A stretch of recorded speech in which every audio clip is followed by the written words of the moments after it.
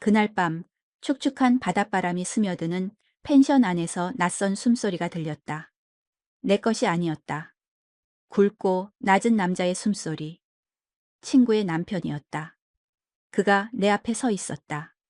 친구의 경고가 뇌리를 스쳤다. 감당 못해 넌. 그 말이 현실이 되는 순간이었다. 두려웠다. 동시에 온몸이 뜨거워졌다. 47년 인생, 처음으로 심장이 터질 듯이 뛰었다. 이 모든 일은 몇 달 전, 한 통의 전화에서 시작되었다. 제 이름은 한지민, 나이는 47세입니다. 경기도 고향의 한 허름한 국밥집에서 일한 지 7년이 넘었죠. 뜨거운 뚝배기를 나르고 손님들이 남긴 식탁을 닦습니다. 땀이 비 오듯 흘러도 이곳이 낫습니다. 지옥 같은 집보다는요. 남편 최경호는 61세. 3년 전 정년 퇴직했습니다. 친구 꼬임에 넘어가 주식에 전 재산을 쏟아부었죠. 그리고 모든 것을 잃었습니다. 이제 그는 소파의 일부가 되었습니다. 하루 종일 술에 취해 있거나 술을 달라고 소리칩니다. 여보, 담배 떨어졌어. 5만 원만 줘. 그의 목소리엔 일말의 미안함도 없었습니다. 하지만 돈보다 더 큰 문제가 있었습니다. 우리의 잠자리. 30년 결혼 생활 동안 단 한 번도 여자로서 기쁨을 느껴본 적이 없습니다. 남편은 너무 작았습니다. 시작과 동시에 끝나버렸죠. 제 표정 따위는 살피지도 않았습니다. 그것조차 1년에 한두 번뿐. 그마저도 실패하기 일쑤였습니다. 당신이 문제야. 나무토막 같으니. 모든 건 제 탓이 되었습니다. 어느 날 퇴근길 버스였습니다. 흔들리는 차창에 낯선 여자가 비쳤습니다. 푸석한 피부, 공허한 눈동자. 저게 나라고? 47. 아직 한창일 나이라고들 하는데 내 인생은 여기서 끝인 걸까? 갑자기 숨이 턱 막혔습니다. 가슴을 쥐어뜯고 싶었죠. 그때 전화가 울렸습니다. 오랜 친구 서유진이었습니다. 지민아, 얼굴 좀 보자. 밥 먹자. 유진이는 저와 동갑입니다. 7년 전 능력 있는 사업가와 재혼했죠. SNS 속 그녀는 다른 세상 사람이었습니다. 해외 휴양지, 고급 레스토랑, 반짝이는 명품들. 질투가 났습니다. 그리고 비참해졌습니다. 약속 장소는 서초의 고급 이탈리안 레스토랑이었습니다. 메뉴판 가격에 눈이 휘둥그레졌죠. 유진이는 여전히 화려했습니다. 잘 관리된 피부, 세련된 옷차림. 하지만 웃음이 어색했습니다. 입꼬리만 올라가 있었죠. 눈은 텅 비어 있었습니다. 와인이 몇 잔 돌았습니다. 유진이가 입을 열었습니다. 목소리가 작게 떨렸죠. 지민아, 나 남편이랑 따로 살아. 뭐? 왜? 믿을 수 없었습니다. SNS에서는 세상 가장 행복해 보였는데 유진이가 제 쪽으로 몸을 기울였습니다. 그리고 속삭였습니다. 그 사람 너무 커. 뭐가? 그게 남자 그거 말이야. 머릿속이 하얘졌습니다. 그런 이유로 별거를? 장난 아니야. 정말이야. 유진이의 목소리는 진지했습니다. 한 번 하고 나면 온몸이 찢어질 듯 아파. 일주일을 알아 누워. 처음엔 황홀했지만 이젠 공포라고 했습니다. 게다가 힘이 너무 좋아. 하루에 3번은 기본이야. 유진의 얼굴에 드리운 것은 짙은 피로감이었습니다. 기가 막혔습니다. 나는 작아서 불행한데 너는 커서 불행하다고. 세상은 불공평했습니다. 그런데 마음 한구석에서 낯선 감정이 피어올랐습니다. 그건 부러움이었습니다. 그리고 주체할 수 없는 호기심이었죠. 대체 얼마나 크다는 걸까? 30년간 작은 것만 봐온 저로서는 도저히 상상이 되지 않았습니다. 현관문을 열자 술 냄새가 코를 찔렀습니다.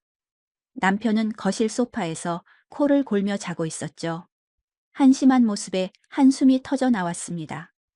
그날 밤 잠들 수 없었습니다. 이대로 늙어 죽을 순 없었습니다. 단 한 번이라도 여자로 살고 싶었습니다. 이 숨막히는 현실에서 도망치고 싶었죠. 다음 날 사장님께 거짓말을 했습니다. 사장님, 며칠만 쉴게요. 시골에 급한 일이 생겨서요. 남편에게도 둘러댔습니다. 아픈 사촌 언니 좀 보고 올게. 돈은? 역시나 돈 얘기였습니다. 저는 식탁 위에 30만 원을 던지듯 올려놓고 집을 나섰습니다. 생애 첫 홀로 떠나는 여행이었습니다. 목적지는 태안. 서해의 낙조가 보고 싶었습니다. 인터넷으로 말리포 해수욕장 근처에 조용한 펜션을 잡았죠. 기차에 몸을 실었습니다. 창밖 풍경이 빠르게 지나갔습니다. 답답했던 가슴이 조금씩 뚫려있는 기분이었습니다. 포항에 내려 택시를 탔습니다. 펜션은 아담하고 깨끗했습니다. 204호입니다. 주인이 열쇠를 건넸습니다. 복도를 걷는데 바로 옆방문이 열렸습니다. 한 남자가 나왔습니다. 심장이 쿵 내려앉았습니다. 어디서 본 얼굴이었습니다. 훤칠한 키, 다부진 어깨. 조각 같은 얼굴에 58세쯤 돼 보이는 남자. 그 남자 역시 저를 보고 걸음을 멈췄습니다. 눈이 커졌죠. 혹시 기억이 떠올랐습니다. 서유진이 재혼한다며 소개시켜줬던 남자. 강태준. 바로 그였습니다. 유진이 친구분 아니세요? 강태준 씨가 먼저 말을 걸었습니다. 낮고 부드러운 목소리였습니다. 네, 맞아요. 한지민입니다. 강태준입니다. 이런 데서 뵙네요. 어색한 침묵이 흘렀습니다. 혼자 여행 오셨나 봐요. 그가 물었습니다. 네, 바람 좀 쐬러요. 태준 씨도요? 저도 그냥 좀 쉬러 왔습니다. 그의 얼굴에 그늘이 보였습니다. 우리는 짧은 인사를 나누고 각자의 방으로 향했습니다. 문을 닫자마자 가슴이 미친 듯이 뛰었습니다. 왜 이러지? 그냥 아는 사람일 뿐인데. 창문을 열었습니다. 짠내 섞인 바닷바람이 불어왔죠. 하지만 머릿속은 온통 옆방 남자 생각뿐이었습니다. 감당이 안 돼. 친구 유진의 목소리가 귓가에 맴돌았습니다. 그 남자가 바로 옆에 있다. 기묘한 흥분감이 온몸을 감쌌습니다. 저녁 시간이 되었습니다.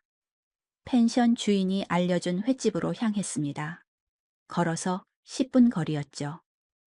가게 안은 한산했습니다. 창가에 자리를 잡았습니다. 광어회와 소주 한 병을 시켰습니다. 혼자 마시는 술이 낯설었습니다.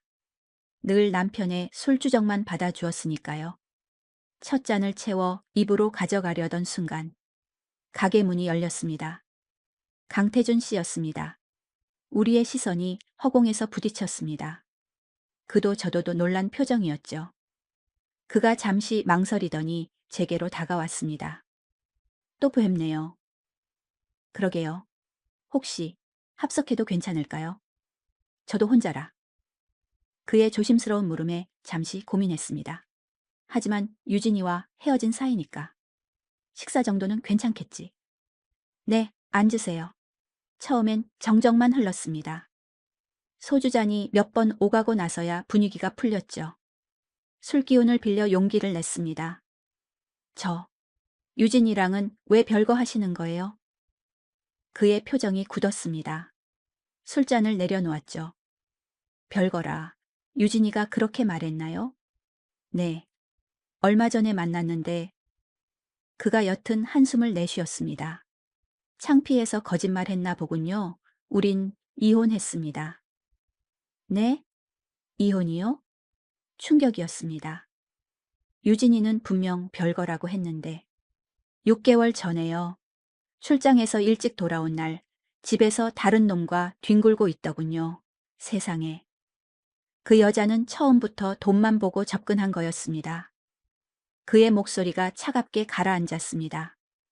강태준 씨의 얼굴에 짙은 그늘이 졌다. 술 기운 탓이었을까? 내 입에서 무모한 말이 튀어나왔다. 저, 이런 말씀 드려도 될지 모르겠는데. 네, 말씀하세요. 서유진 씨가 저한테 그랬거든요. 태준 씨가. 너무 커서 감당이 안 됐다고요. 말을 뱉는 순간 얼굴이 화끈거렸다. 내가 지금 무슨 소리를 한 거지? 강태준 씨가 잠시 말을 잃었다. 이내 씁쓸한 미소를 지었다. 그 얘기까지 했군요. 유진이가. 죄송해요. 제가 취했나 봐요. 아닙니다. 제가 남들보다 큰 건 사실이니까요.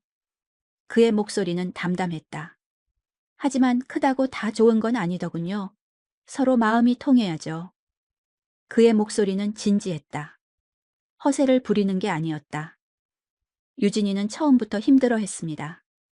맞춰가려 노력했지만 그쪽에서 계속 거부하더군요.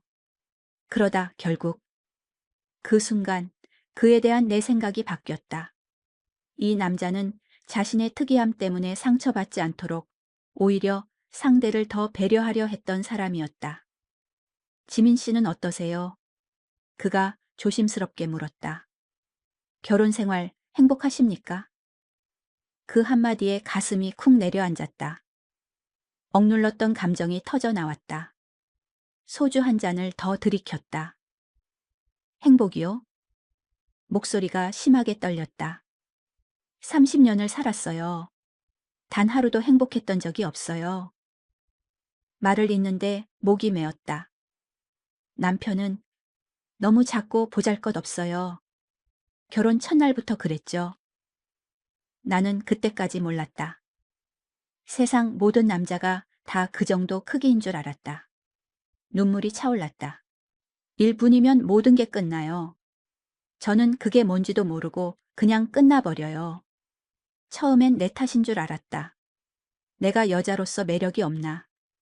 내가 이상한 건가? 수없이 나를 원망했다. 눈물이 뺨을 타고 흘렀다. 하지만 정말 힘든 건 그게 아니에요. 사랑받지 못한다는 사실이에요. 남편에게 나는 사람이 아니었다. 밥하고 빨래하고 돈 벌어오는 기계. 그 이상도 이하도 아니었다. 소주잔을 다시 비웠다. 요즘은 숨이 막혀요. 이 결혼을 계속해야 할까? 이대로 늙어 죽어야 할까? 그 생각만 하면 미칠 것 같아요. 더 이상 말을 잇지 못했다. 강태준 씨가 조용히 손수건을 건넸다. 죄송해요. 제가 추한 모습을. 아닙니다. 혼자 앓는 것보다 훨씬 나아요. 그의 목소리가 너무나 따뜻했다. 눈물을 닦으며 겨우 말을 이었다. 평생 사랑받고 싶었어요. 여자로서, 또 한 사람으로서 존중받고 싶었어요. 그게 이렇게 어려운 일인 줄은 몰랐네요. 지민 씨는 사랑받을 자격이 충분한 분입니다. 강태준 씨가 단호하게 말했다. 그건 남편분이 잘못한 거예요. 지민 씨가 부족한 게 아닙니다. 정말 그럴까요? 그럼요. 지민 씨는 정말 아름다운 분이에요. 마음도 따뜻하고요. 그걸 알아보지 못하는 사람이 바보죠. 그 말에 다시 눈물이 터졌다. 태준 씨, 저 50 평생 이런 말 처음 들어봐요. 그럼 앞으로는 매일 들으셔야죠.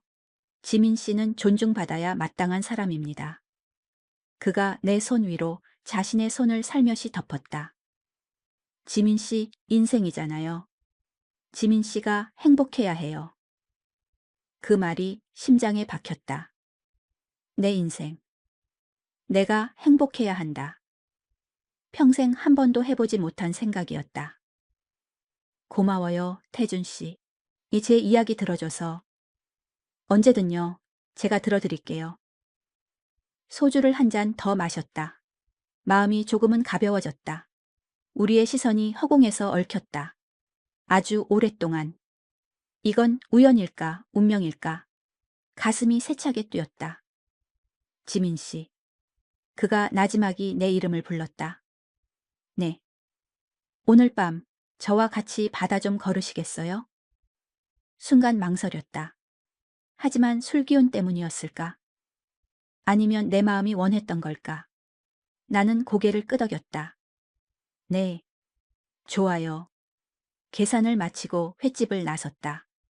그가 자연스럽게 앞장섰다. 이쪽으로 가면 해변입니다. 밤의 말리포 해변은 낮과는 전혀 다른 얼굴이었다. 파도 소리는 더 선명했고 바닷바람은 더 시원했다. 모래사장을 걸으며 우리는 한동안 말이 없었다. 오직 파도 소리만이 우리 사이를 채웠다. 지민 씨. 그가 먼저 침묵을 깼다. 사실 고백할 게 있습니다. 뭔데요? 그날 식사 자리에서 처음 뵈었을 때부터 지민 씨에게 마음이 갔습니다. 심장이 쿵 바닥으로 떨어졌다. 네? 첫눈에 반했습니다. 하지만 저는 유진이와 결혼할 사이였고 지민 씨도 가정이 있는 분이었죠. 그래서 그냥 마음에 묻어뒀습니다. 그가 말을 이었다. 오늘 펜션에서 다시 만났을 때 이건 운명인가 싶었습니다. 이런 우연이 있을 수 있나 하고요. 나는 무슨 말을 해야 할지 몰랐다. 지민 씨는 어떠세요? 저 같은 사람이 불편하십니까? 고개를 저었다. 아니요, 불편하지 않아요, 오히려. 이상할 만큼 편안해요. 오래전부터 알던 사람 같아요. 강태준 씨가 걸음을 멈췄다. 나를 똑바로 돌아봤다. 달빛 아래 그의 진지한 눈빛이 빛났다. 지민 씨, 이 솔직하게 말해도 될까요? 네. 지금 당장이라도 지민 씨를 안고 싶습니다. 숨이 멎었다.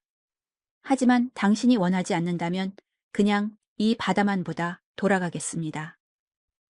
아니요. 내 안에서 무언가 터져 나왔다. 저도 오늘 하루만큼은 여자고 싶어요. 그 말이 끝나기 무섭게 그가 나를 끌어안았다. 입술이 포개졌다. 30년의 결혼 생활 동안 단 한 번도 느껴보지 못한 떨림이었다. 남편에게서는 결코 받아본 적 없는 온기였다. 얼마나 지났을까? 그가 내 귓가에 속삭였다. 이제 우리 방으로 갈까요? 나는 말없이 고개를 끄덕였다. 펜션으로 돌아오는 길, 우리는 손을 꼭 잡았다. 방은 어두웠고 창 너머로 밤바다가 일렁였다. 다시 입술이 겹쳐졌다. 이번엔 더 깊고 더 간절했다. 옷이 하나씩 벗겨져 나갔다. 그리고 마침내 그 순간이 왔다. 그의 옷이 완전히 벗겨졌을 때 나는 숨을 쉴 수가 없었다. 서유진의 말이 머릿속을 스쳤다. 너무 커서 감당이 안 돼. 그 의미를 이제야 알았다. 두려움과 기대감이 온몸을 휘감았다. 지민 씨, 너무 걱정 마세요. 그는 내 표정을 살피며 아주 천천히 조심스럽게 나를 이끌었다. 처음에 놀라움이 지나가자 내 몸이 그를 받아들이기 시작했다. 그리고 느꼈다. 태어나 처음 느껴보는 충만함. 아, 서로에게 꼭 맞는다는 것이 바로 이런 거구나. 30년 동안 죽어있던 감각이 깨어났다. 내가 여자라는 사실을 온몸으로 실감하는 순간이었다. 그날 밤은 길었다. 한 번으로 끝나지 않았다. 두 번, 세 번. 그는 지칠 줄 모르는 야수와 같았다. 남편과의 1분짜리 허무함과는 차원이 다른 세계였다. 거친 숨을 몰아쉬며 땀으로 젖은 나를 그가 따뜻하게 안아주었다. 지민 씨, 괜찮아요? 네, 괜찮아요. 천국 같아요. 다행이다. 태준 씨, 저 평생 이런 기분 처음이에요. 저도요. 이렇게 마음까지 통한 건 처음입니다. 그의 품은 더없이 평온했다. 누군가 나를 한 인간으로 바라봐 준다는 것. 그 시선이 이렇게 소중한 줄 몰랐다. 나는 그대로 잠이 들었다. 다음 날 아침 강태준 씨는 내 옆에서 평온한 얼굴로 잠들어 있었다. 하지만 창밖으로 스며드는 햇살과 함께 답답한 현실이 밀려왔다. 내가 어젯밤 무슨 짓을 저지른 거지? 침대 끝에 걸터 앉아 고요한 아침 바다를 바라봤다. 지민 씨, 잘 잤어요? 뒤에서 그의 목소리가 들렸다. 네, 방금 일어났어요. 그가 내 옆에 앉았다. 무슨 생각해요? 제가 잘한 걸까요? 목소리가 떨렸다. 후회돼요? 후회는 아니지만 불안해요. 그가 내 손을 잡았다. 지민 씨, 제가 한 가지만 말씀드릴게요. 네. 당신이 어떤 선택을 하든 저는 존중합니다. 어젯밤 우리의 마음이 진심이었다면 그걸로 충분해요. 눈물이 핑 돌았다. 만약 남편분에게 돌아가야 한다면 저는 이해할 수 있어요. 억지로 붙잡지 않겠습니다. 하지만 만약 새로운 삶을 원한다면 제가 당신 곁에 있을게요. 남편은 단 한 번도 내게 의견을 물어본 적이 없었다. 언제나 자기 마음대로였고 나는 따라야만 하는 존재였다. 고마워요, 태준 씨. 저를 사람으로 대해줘서. 그가 나를 꼭 안아주었다. 지민 씨는 충분히 소중한 사람이에요. 그걸 모르는 사람이 문제인 거죠. 그날 오후 우리는 연락처를 교환하고 각자의 길로 향했다. 천천히 생각해요. 기다릴게요. 네, 연락드릴게요. 집에 도착하자 현관부터 술 냄새가 진동했다. 남편은 소파에 큰 대자로 누워 있었다. 옆에는 소주병이 뒹굴고 있었다. 왔냐? 처갓집은 잘 다녀왔고? 네, 배고프다. 밥이나 차려봐. 예전 같았으면 바로 부엌으로 향했을 것이다. 하지만 이제는 아니었다. 방금 도착했어요. 좀 쉬었다가 할게요. 뭐? 네가 지금 나한테 말대꾸하는 거냐? 말대꾸가 아니라 저도 사람이니 쉬어야죠. 이게 어디서 못된 것만 배워와서 처갓집 가더니 아주 딴 사람이 됐네. 아무것도 안 배웠어요. 그냥 제정신 차린 거예요. 나는 방으로 들어가 문을 잠갔다. 휴대폰을 꺼내자 강태준 씨에게서 메시지가 와 있었다. 잘 도착하셨어요? 오늘 정말 행복했습니다. 나도 모르게 입가에 미소가 번졌다. 나 아직 살아있구나. 그날 이후 내 일상은 조금씩 변했다. 콩나물 국밥집에 출근하자 사장님이 말했다. 지민 씨, 무슨 좋은 일 있어? 요즘 얼굴이 폈네. 그런가요? 응, 확실히 달라졌어. 친정 다녀온 게 보약이었나 보네. 거울 속 내 얼굴을 보니 정말 그랬다. 눈빛에 생기가 돌았다. 강태준 씨와는 매일 메시지를 주고받았다. 가끔은 통화도 했다. 오늘 힘들지 않았어요? 괜찮았어요. 태준 씨 목소리 들으니까 힘이 나네요. 보고 싶습니다. 저도요. 일주일이 지났다. 우리는 서초역 근처에서 다시 만나기로 약속했다. 조용한 카페였다. 강태준 씨가 창가에 앉아 나를 기다리고 있었다. 눈이 마주치자 우리는 동시에 웃었다. 기다렸어요. 오래 안 기다렸어요. 커피 향이 공간을 채웠다. 우리는 평범한 이야기를 나눴다. 날씨 이야기, 어제 본 드라마 이야기. 그저 마주 앉아 있는 것만으로도 좋았다. 지민 씨. 그가 조심스럽게 입을 열었다. 네. 마음은 정했어요? 나는 길게 숨을 내쉬었다. 헤어지고 싶어요. 그런데 자신이 없어요. 남편분 때문인가요? 그 사람은 절대 이혼 안 해줄 거예요.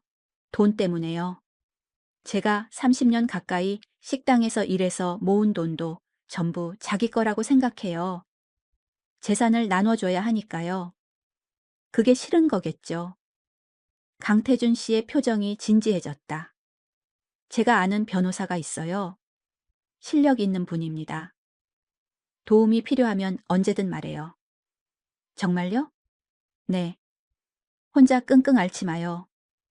그의 따뜻한 말에 다시 울컥했다.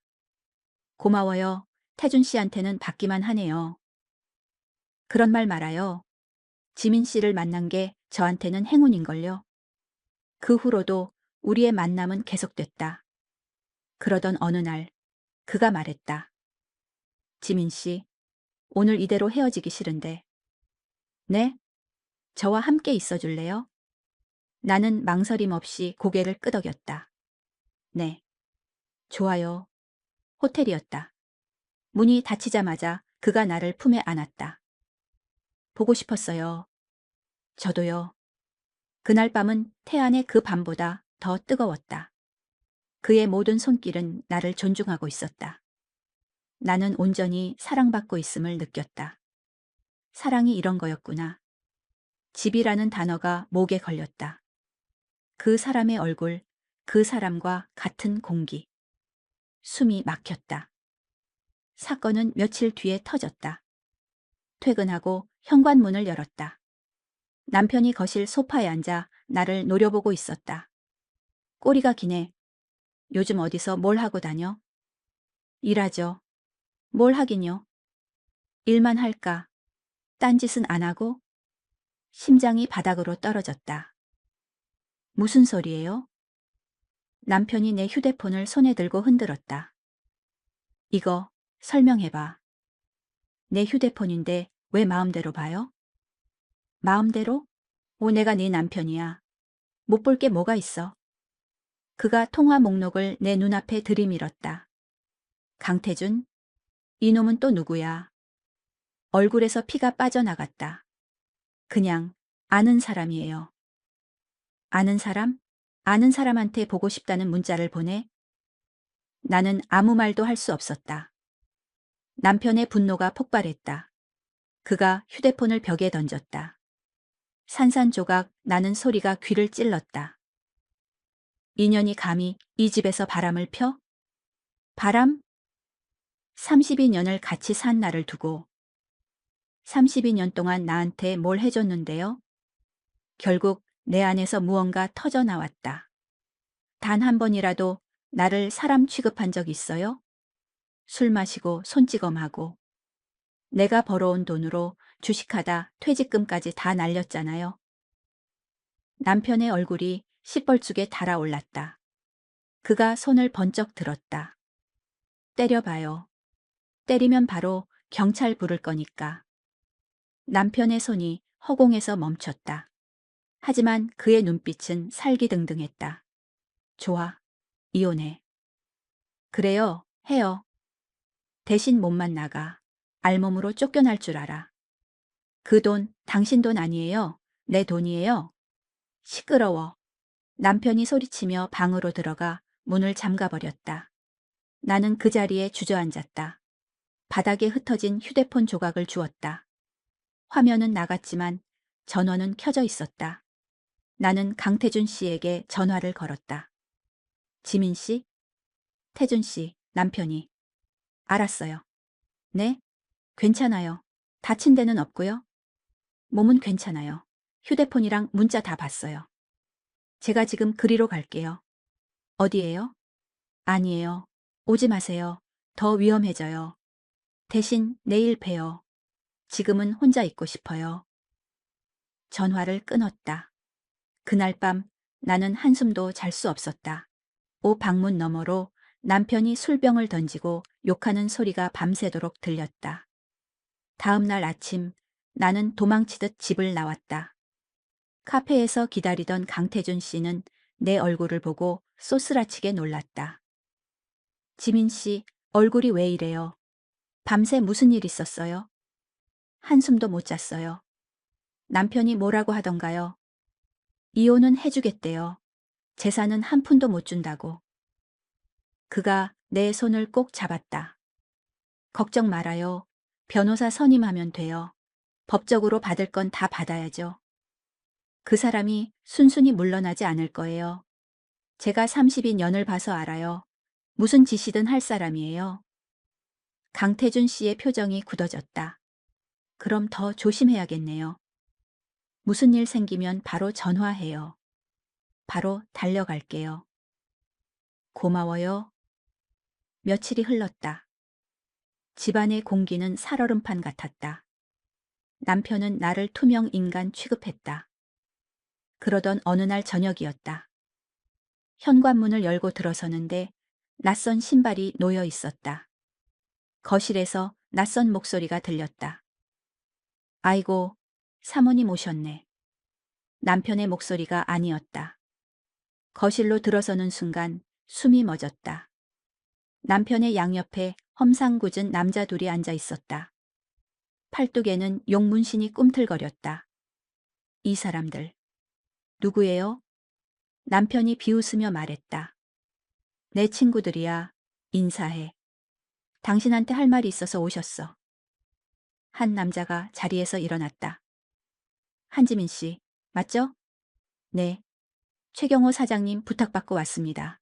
간단해요. 이혼 서류에 도장 찍고 재산 분할 청구 안 하시면 됩니다. 네? 무슨? 다른 남자가 다가왔다. 어려운 거 아니잖아요. 도장 하나 찍으면 서로 편해지는 건데. 안 돼요. 그건 내 권리예요. 권리? 문신을 한 남자가 코웃음을 쳤다. 권리 찾다가 몸 다치는 사람 여러 봤어. 밤길 조심해야지, 아줌마. 지금 협박하는 거예요? 협박이라니. 조언이지. 좋은 말로 할 때 들으라고. 남편이 소파에서 일어났다. 서류 한 장을 내밀었다. 재산 분할 폭이 각서였다. 자, 여기다 찍어. 싫어요. 뭐? 절대 못 찍어요. 남자 하나가 테이블을 주먹으로 내리쳤다. 쾅, 소리가 심장을 울렸다. 아줌마, 인생 그렇게 쉽게 사는 거 아니야.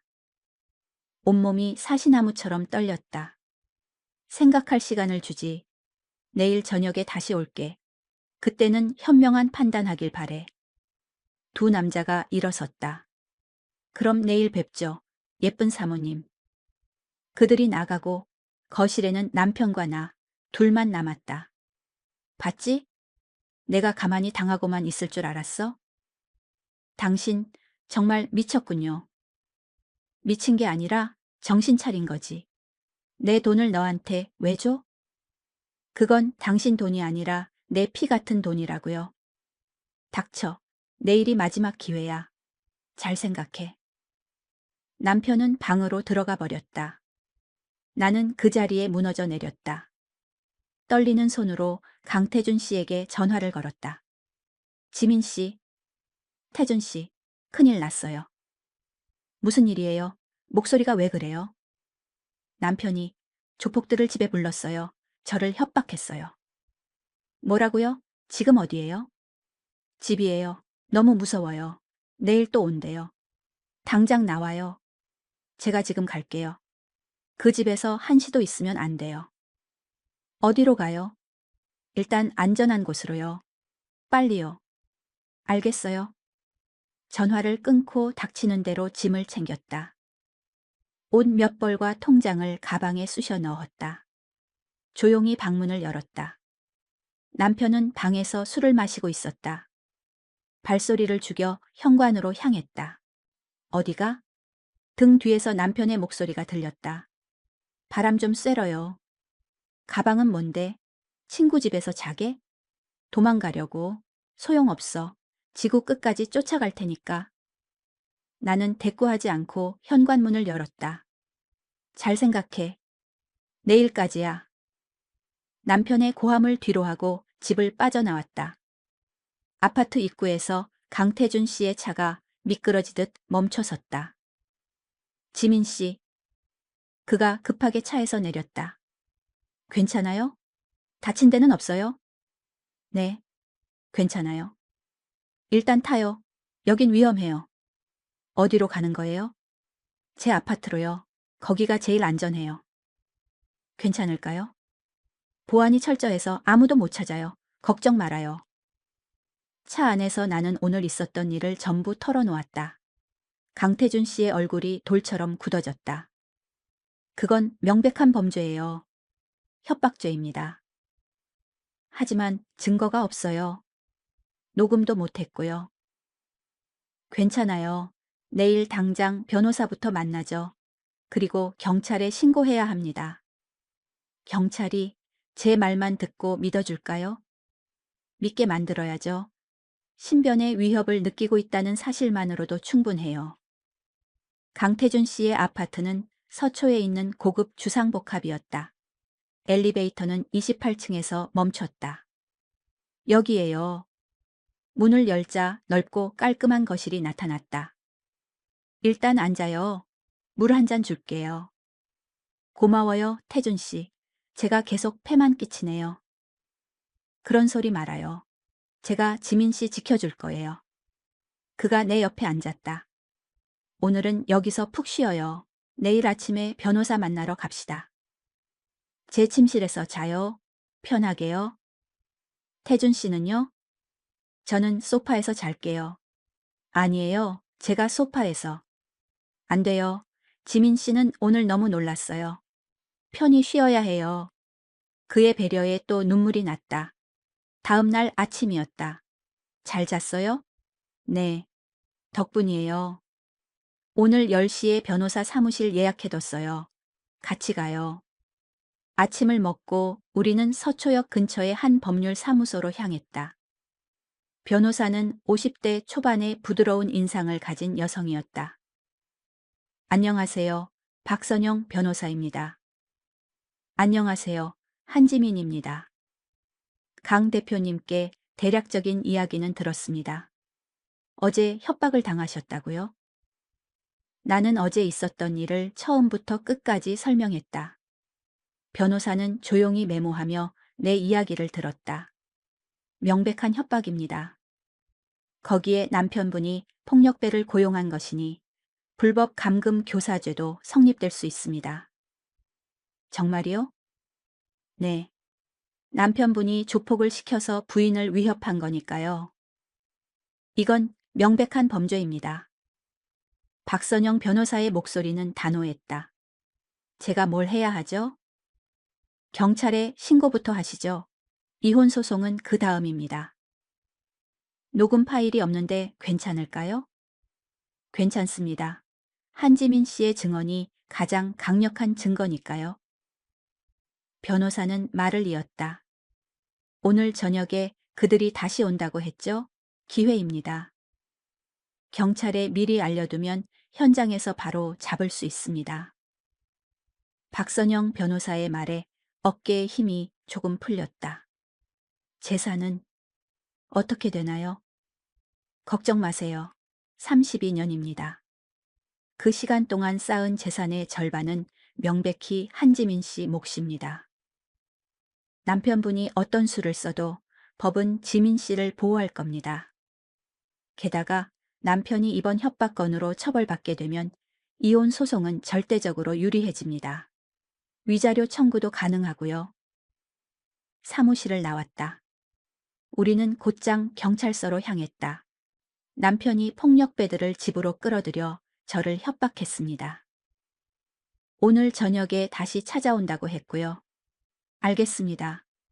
저희가 근처에서 대기하겠습니다. 자택에 계시면 그들이 나타났을 때 바로 검거하겠습니다. 제가 집에 있어야만 하나요? 네. 현행범 체포를 위해서는 현장에 계셔야 합니다. 걱정하지 마십시오. 문 밖에서 저희가 지키고 있겠습니다. 강태준 씨가 내 손을 힘주어 잡았다. 제가 함께 가겠습니다. 안 돼요, 태준 씨. 위험해요. 지민 씨 혼자 둘 수 없습니다. 경찰관이 우리를 보며 말했다. 동행하셔도 좋습니다. 증인이 한 명 더 있는 편이 저희에겐 더 유리합니다. 저녁이 되었다. 강태준 씨와 함께 집으로 돌아왔다. 남편은 보이지 않았다. 경찰이 바로 근처에 있어요. 걱정 말아요. 강태준 씨가 나를 안심시켰다. 8시쯤 초인종 소리가 울렸다. 심장이 바닥으로 떨어졌다. 누구시죠? 누구긴. 문 열어, 아줌마. 어제 그 남자들이었다. 건장한 2명이 집 안으로 들어섰다. 생각은 좀 해봤어요. 바로 그때였다. 경찰이다. 꼼짝마. 형사 2명이 순식간에 그들을 덮쳤다. 가정폭력 및 협박 현행범으로 당신들을 체포한다. 철컥 하고 차가운 수갑이 채워졌다. 이게 무슨 짓이야? 그들이 발버둥 쳤지만 소용없었다. 누가 시켰지? 형사의 물음에 그들은 입을 다물었다. 지금 말 안 하면 가중 처벌이야. 결국 한 명이 실토했다. 이 집 남편 최경호가 시켰습니다. 돈 받고 협박만 하라고. 얼마 받았나? 각각 170만 원씩 받기로 했습니다. 확실한 물증까지 확보된 순간이었다. 형사가 내게 말했다. 부인, 이제 안전합니다. 남편분도 곧 검거될 겁니다. 감사합니다. 건달들이 끌려 나갔다. 강태준 씨가 나를 힘껏 껴안았다. 다 끝났어요. 이제 정말 괜찮아요. 안도의 눈물이 터져 나왔다. 고마워요, 태준 씨. 당신이 아니었다면. 그런 생각 말아요, 지민 씨. 이제부터는 제가 평생 지켜줄게요. 며칠 후 남편이 체포되었다는 연락이 왔다. 협박교사 및 불법 감금교사, 미수 혐의로 구속되었다고 했다. 이제 이혼 소송을 본격적으로 시작하죠. 박선영 변호사가 말했다. 남편의 범죄 사실 때문에 소송은 지민 씨에게 절대적으로 유리합니다. 재산 분할과 위자료 모두 받을 수 있어요. 정말인가요? 네, 제가 확신합니다. 소송은 예상보다 빠르게 끝났다. 남편은 변호사조차 구하지 못했다. 이미 전과자가 된 그를 변호하려는 사람은 없었다. 법정에서 수갑을 찬 남편의 초라한 모습을 보았다. 지민아, 제발 용서해다오. 내가 다 잘못했다. 이제 와서요? 너무 늦었잖아요. 당신은 32년 동안 단 한 번도 내게 미안하다고 한 적 없어요. 남편은 고개를 숙였다. 판사가 판결을 내렸다. 두 사람의 이혼을 허가한다. 재산은 5대 5로 분할하며 피고 최경호는 원고 한지민에게 위자료 3,500만 원을 지급하라. 32년의 결혼 생활이 막을 내렸다. 법원을 나서자 막혔던 숨이 트이는 기분이었다. 축하해요, 지민 씨. 강태준 씨가 환하게 웃었다. 이제 새로운 시작이에요. 네. 정말 그런 것 같아요. 재산 분할로 받은 돈과 위자료를 합하니 제법 큰 돈이 손에 쥐어졌다. 지민 씨, 앞으로는 뭘 하고 싶어요? 글쎄요. 아직은 잘 모르겠어요. 혹시 저랑 같이 일해볼 생각 없어요? 무슨 일이요? 제가 태안에 작은 땅이 있습니다. 거기에 예쁜 카페 하나 차리면 어떨까 싶어서요. 카페요? 네. 바다가 보이는 브런치 카페. 지민 씨와 함께요. 가슴이 세차게 뛰기 시작했다. 제가 그래도 될까요? 물론이죠. 우리 같이 시작해봐요. 좋아요. 해볼게요. 몇 달이 지났다. 태안 바닷가의 작은 브런치 카페가 문을 열었다. 카운터에는 내가, 커피 머신 앞에는 강태준 씨가 서 있었다. 주문하신 아이스 라테 나왔습니다. 감사합니다. 여긴 정말 풍경이 예술이네요. 그렇죠? 저희도 이 풍경에 반해서 여기에 자리 잡았어요. 손님들이 하나둘 카페를 채웠다. 바다를 보며 커피를 마시고 행복해하는 사람들의 모습을 보니 마음이 벅차올랐다. 지민 씨, 오늘 손님 많네요. 그러게요. 강태준 씨가 다가와 내 어깨를 감쌌다. 행복해요? 네, 꿈꾸는 것 같아요. 나도 그래요. 예전의 나라면 상상조차 못할 삶이었다. 50평생 처음으로 사랑이 무엇인지 알았다. 여자로서 행복하다는 게 어떤 건지도 알았다. 무엇보다 내 인생의 주인은 바로 나 자신이라는 걸 깨달았다. 늦지 않았다. 지금부터가 내 인생의 진짜 시작이다. 저녁이 되어 마지막 손님을 배웅하고 문을 닫았다. 오늘도 고생했어요. 태준 씨도요. 저녁 먹으러 갈까요? 좋아요. 우리는 손을 잡고 카페를 나섰다. 만리포 해수욕장을 걸었다. 강태준 씨가 문득 멈춰서서 말했다. 지민 씨, 나와 결혼해 줄래요? 나도 걸음을 멈췄다. 네? 정식으로 청혼하는 겁니다. 나와 결혼해 주세요. 심장이 터질 것 같았다. 저처럼 이혼한 여자도 괜찮아요? 그게 무슨 상관이에요? 내가 사랑하는 사람은 지금 내 앞에 한지민인데. 나이도 과거도 아무것도 필요 없어요. 눈물이 흘렀다. 네, 결혼할게요. 강태준 씨가 나를 품에 가득 안았다. 그리고 부드럽게 입을 맞췄다. 찰싹이는 파도 소리가 마치 우리 두 사람을 위한 축가처럼 들렸다. 여러분, 제가 인생의 끝자락에서 배운 것이 있습니다. 진정한 사랑은 나이를 묻지 않는다는 사실입니다. 사랑받을 자격은 누구에게나 있습니다. 늦었다고 주저하지 마세요. 다시 시작할 용기만 있다면 인생은 언제든 새로 쓰일 수 있습니다.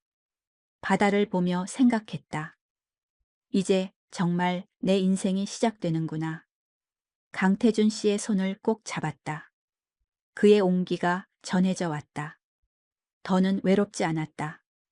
더는 불행하지 않았다. 우리는 맞잡은 손을 놓지 않고 함께 걸으며 새로운 내일을 그렸다.